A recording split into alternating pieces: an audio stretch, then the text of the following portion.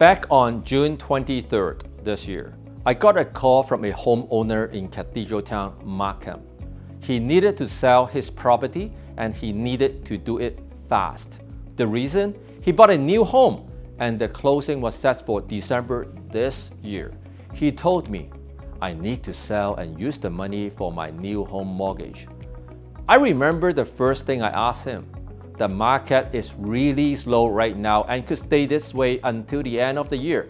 Are you absolutely sure you have to sell now?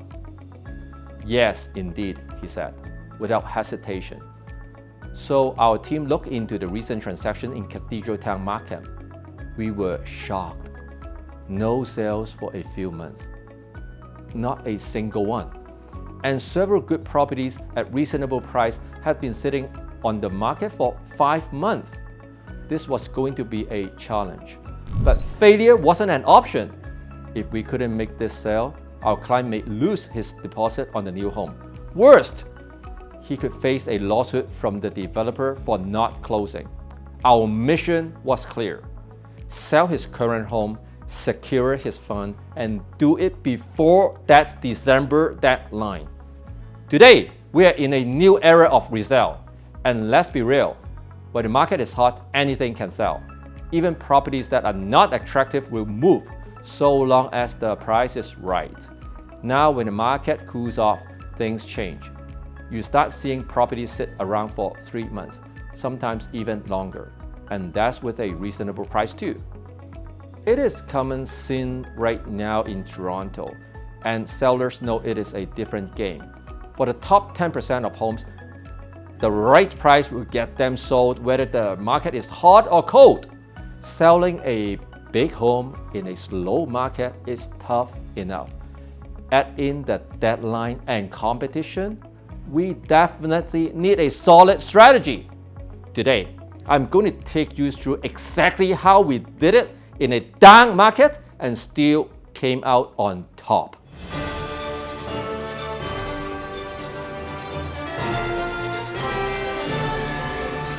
Number 1, understanding the market reality. The property was in Cathedral Town, and here's what we were up against. No transactions for months, with other homes just sitting on the market for 5 months or more. This wasn't the market peak of 2022 anymore. Those days of record high price were long gone. Prices had dipped 10 to 15% from their peak. So I had to set clear expectations. The days of easy, fast sales were over, and we were going to have to be smart about this. Number 2, creating a standout strategy. Competition on price alone wouldn't get it sold. We had to make this home one of the top 10% of choices in a slow market, and that meant turning it into a showpiece. The couple was still living in the house, which posed a challenge. Selling a living home, even a lovely one, makes it harder for buyers to see themselves in the space. When there are plenty of choices, buyers don't want to imagine. They want to walk in, feel at home right away. Staging would give us the visual appeal that was crucial in this market. Asking the sellers to move out was inconvenient. I understand, no doubt about it. But they understood it was in their best interest. And we shared the same goal. Sell at the best possible price, in the shortest possible time. We cleared the home. We painted the walls in a warm, inviting color and created an atmosphere that would make buyers feel comfortable. Just a few $1,000s in paint transformed the vibe of the whole home. Number 3, timing the listing for maximum impact. With everything ready, we look for the perfect moment to list. After the second interest rate cut on July 23rd, we noticed a slight shift in market sentiment. That was our window. Timing in a cooler market isn't just important, it is essential. Even a small uptick in confidence can make the difference, and we wanted to catch buyers when they were more optimistic. Number 4, targeted marketing to maximize reach. Next up was an all-out marketing approach. In a slow market, visibility is power, so I used every resource I had. Our YouTube channel let us reach out to audience of serious buyers who trust my insight.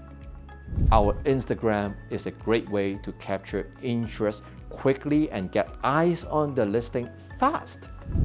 E-blast to our database, reach out to our extensive networks of buyers and agents.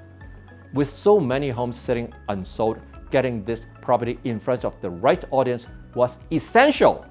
Our multi-platform approach made sure it got noticed. Number 5, standing out among the competition. With so many detached homes on the market, we had to make buyers want this one. Our listing. Staging created an emotional connection, but we didn't stop there. We asked ourselves, why would a buyer choose this property over others?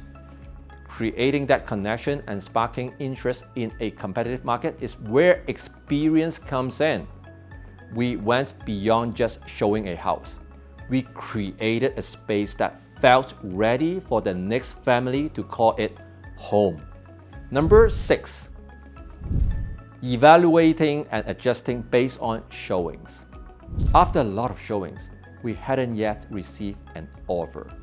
But this is where experience mattered most. We kept track of every agent who brought clients in, gathered feedback, and made adjustments. Our showing numbers were higher than all the other properties combined in the area, which told us we were on the right track. We just needed the right buyer and connected with agents. We kept this property at the forefront. We know the buyer is coming. In a hot market, selling feels easy. You might even wonder if you need an agent at all. But in a cooler market, every detail matters. Your strategy, your product, your marketing, it is all essential. The result?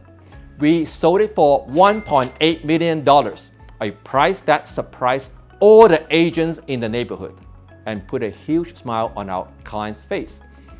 I even had agents calling me asking how we did it. I hope this video gives you some insight into what makes the difference in a cooler market. If you are still watching, maybe you are facing a similar challenge in today's market. Let's connect. I'm here to help you build a winning strategy tailored to your unique situation. Your home.